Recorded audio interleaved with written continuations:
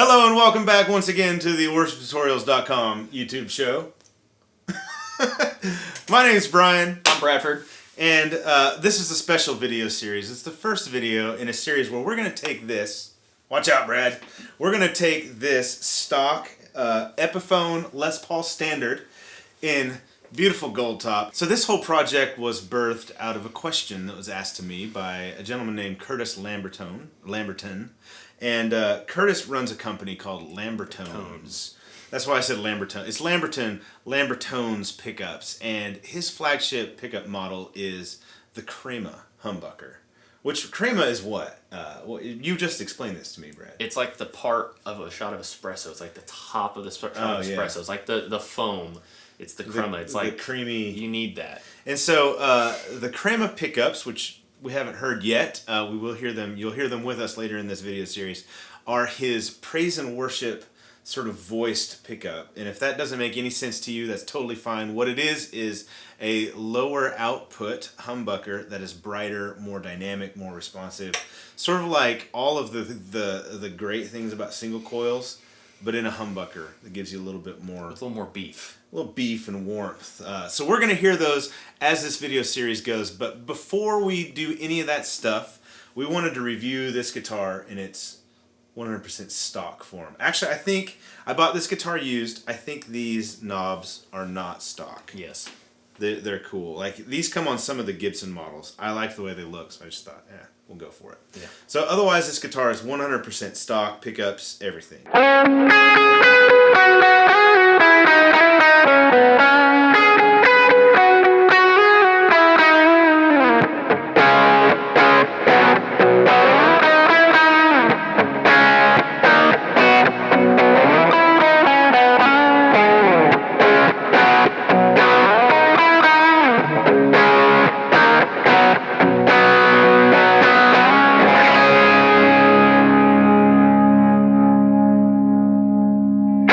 So in a nutshell, here's what's going to happen to this guitar right after this review. We're sending it away. We're going to send it to a company called 920D Custom. They take guitars and they will do whatever you want. They'll swap out the wiring, put new pickups in. They work with Lambertones pickups as well. And so we're going to send it away and they're going to do all the following. They're going to redo all the wiring in here. Probably put in a new switch. I don't know if they're going to do that yet. I haven't asked them, but maybe we'll do that. They're going to install a Bigsby for me, with a B7 Bigsby with a Vibramate, so I can take it back off. No holes. If I don't like it. Yeah, but Vibramate is a Bigsby setup that uses the existing pole pieces here, and you can and the Bigsby goes in with where the strap button goes, and so yeah, no modifications at all to add a Bigsby to your guitar. We're going to put the Crema pickups in. They will totally trick out your guitar for you, so you can get in touch with them. Link below how you can get in touch with them. And if you want to make modifications to your guitar and you don't know how to do it, like soldering, fretwork, that kind of stuff, let them know. They'll take care of you. So in this video, we're going to talk about what we like about this guitar, what we don't like about this guitar. Let's start with the things we like, Bradford. Okay. That's going to be hard. No, I'm not a big Les Paul guy. So there's Bradford's first criticism. On my list of things. One, it's a Les Paul. Yeah, I don't like that. Yeah.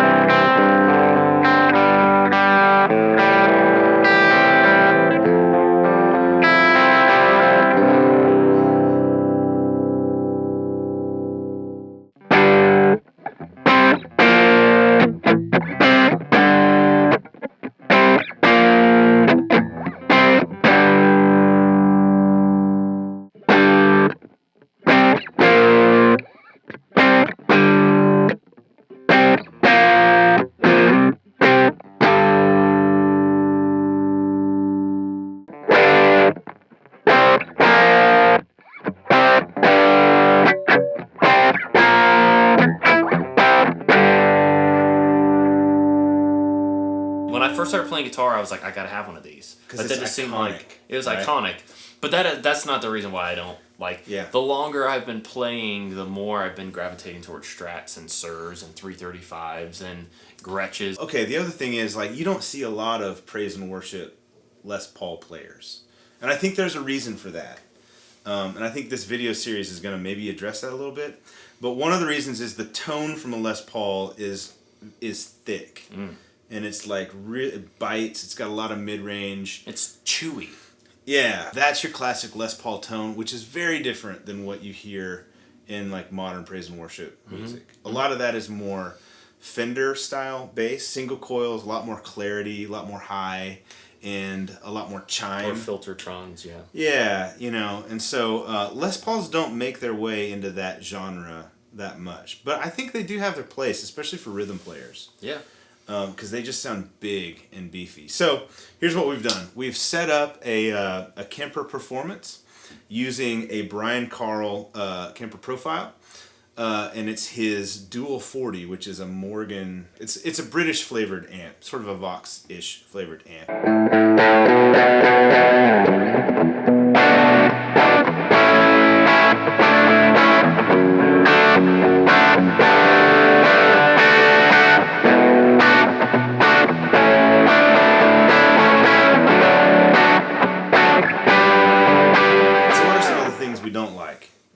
And let's try and go more objective things we don't like. Like neither Bradford nor I really like this neck, but that's a preference thing. And I think especially if you're used to playing Les Pauls, you'll like this neck. This is like a thinner. It's like a '60s slim taper, which if you're not into Les Pauls, you probably that doesn't mean anything to you, right? I know that. So it's sort of a thinner neck. It's what comes on the standards, you know. And like you can find a Epiphone Les Paul Standard at any guitar shop that you probably walk into. So you play it and you can decide for yourself about the neck. But what are some other things we don't like about this thing? It's heavy. It's heavy, yeah. And that's objective. It is heavy. That's a Les Paul thing. Most Les Pauls are heavy. Yes. I like light guitars. Yeah. That's why I play a lot of thin line Tele style guitars, and they weigh like 5 pounds. So it's heavy. Okay, there's that. If you did like we do multiple services in a day, and so we're standing there with a guitar on our body, you know, for a long time on a Sunday, probably 3-4 hours. Yeah. We spent, and if you have a really heavy guitar, it's gonna wear on your shoulder. Pickups, you could probably say subjectively that they don't sound too good because it's a cheaper one. Yeah. But on a more objective front, they're very high gain. So they're pretty hot. So like that's something, especially for like worship music, you don't want to flip to a bridge pickup and then all of a sudden be ready to like rock and have those of them salute you or something. Like you don't need that in the middle of Holy Spirit or Bradford. What a Beautiful Name. That's AC/DC. For those about to rock, we salute you. And AC/DC is classically as an SG. An SG. The first thing I thought when I plugged this guitar in was they're dull, like dark. Yeah. They're very warm. That's a nice word. Warm is a good thing. Dull is a bad thing. They just, to me, they lack like sparkle. Yeah, and clarity. Yeah. And granted, Bradford and I, if you watch these videos, we do not play budget guitars in these videos much. So the guitars that we do which play, is why we're doing this video also, to help. The guitars we do play have very, very high-end pickups in them. Yeah. So we're comparing these to like really high, like Sir, Porter, that kind of stuff. And a lot of times single coil pickups or humbuckers that have a lot of clarity. That sort of act more like single coils than the Thornbuckers. Yeah, like the Thornbuckers or the Cremas that we're going to put in here. Okay, so what we don't like, the weight, the pickups. Bradford and I don't really care for the neck profile all that much, but that's very subjective.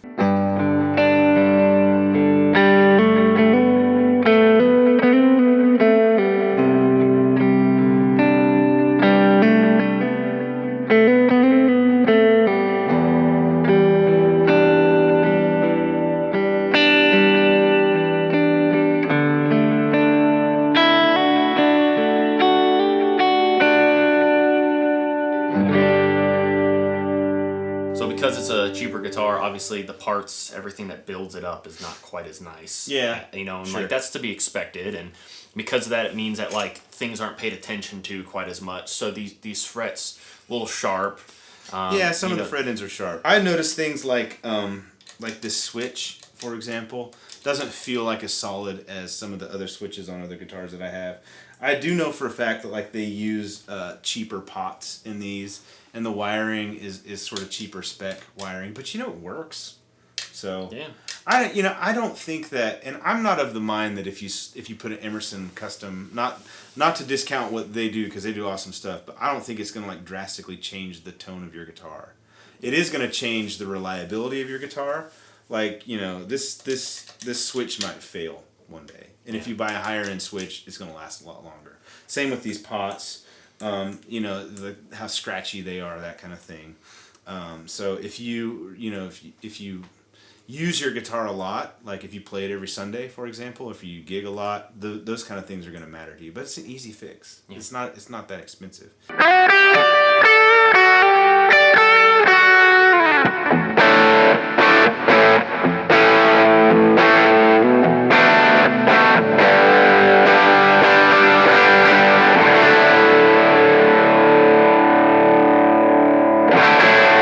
So let's talk about what we do like. One, I like the price, Bradford. Let's let you talk about the things that you like. Okay, because I like Les Pauls.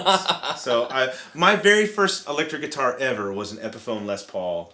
It was like the root beer flame maple top finish. Which, by the way, on these Epiphones, if you buy a flame top, it's just a veneer. It's actual wood, but it's like a paper thin sheet of wood that's flamed over a maple cap. But the actual, like, if you buy a Gibson Les Paul flame top, the flame goes all the way through the maple cap.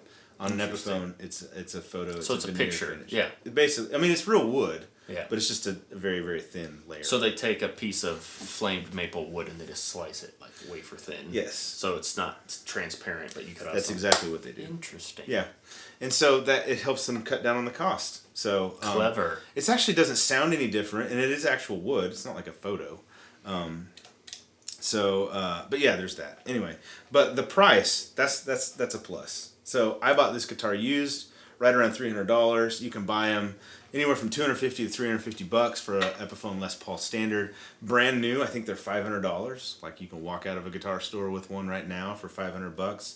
That's a pretty good deal, especially for what you're getting. The playability is very good on this guitar. I will say, even though I'm not a fan of the guitar, I've mentioned that, I believe. You're just not a fan of Les Pauls. Yes. Not this one. Not this one. It's not that, yeah. I will say, like, I was very surprised, especially after Brian set it up, which is kind of like the whole point here. Yeah. Is that, like, playability for me matters a lot. Like, it's just easy to play up and down the fretboard. I was able to set it up with really low action. Yeah. Well, just because a guitar... So, like, if a guitar sounds really, really good and it plays like junk, I'm going to have a hard time wanting to play it. And it's like, I have a hard time saying that, like, playability is almost more important to me. But, it's like... equally as important. I think that's probably, like, the best way for me to word is, like, if it doesn't play well, like, it doesn't matter how good it sounds. Because, you know, it wouldn't be fun to play. Especially, again, like we mentioned, like, playing several services a Sunday with wearing the dang guitar. Like, if I don't like the way it plays, like, and it fights back. And now, your hand is going to hurt at the end of the day. Yeah. Before Brian set this up, it would fight back as you were playing. Yeah. And, like, it would feel like anything I'd normally do on a guitar, I just couldn't get it there for any various reason, combination. But this is a setup, a simple setup, and this guitar is... Which tells me that this is a good guitar for the money. I've always thought... I will cede to that. Thank you. I've always thought that you can measure the quality of a guitar by how well it sets up or how easy it is to set up. And this guitar, like, every adjustment that I made was really smooth. Like when I adjusted the height here of the saddle, and the truss rod adjustment was really smooth, and it fell right into alignment, and it plays really nice up and down the neck with pretty low action, which tells me that the from the factory it came with a really level set of frets. Like there's no high fret anywhere on this thing, and I think that's pretty common, especially of current Epiphones. I would venture to say almost anyone that you pick up off the rack is going to be like this level. Now the setup on it might be terrible. Like Well, the strings might be a mile off the fret. Especially if you go to Guitar Center, where like how many Yes. hands touched the thing. Yeah, and the strings are all rusty and gross.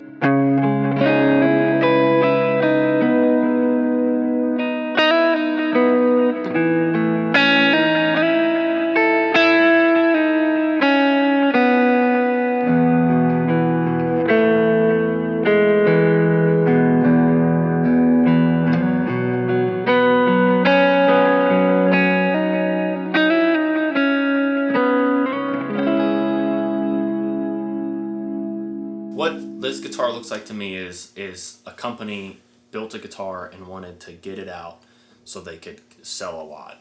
Yeah. And so they put time and effort on the front end, but then there are things on the back end that's why we're doing this. Like, Yeah. you do the stuff on the back end, Like they didn't dress the ends of the frets, like which by is hand. which Yeah. takes time. Like Yeah. like that's one of the things like we love about the Shelton stuff is like they're Shelton has a girl who spends forever making them real pretty and smooth.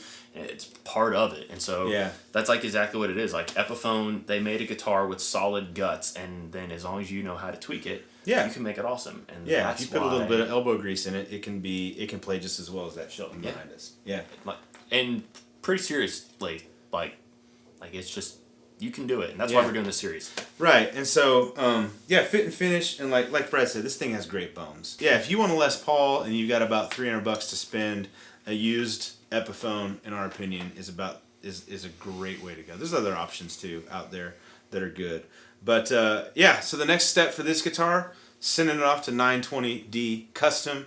They're going to do all kind of crazy stuff to this thing. Send it back to us, and then we're going to show you how it compares to its stock form.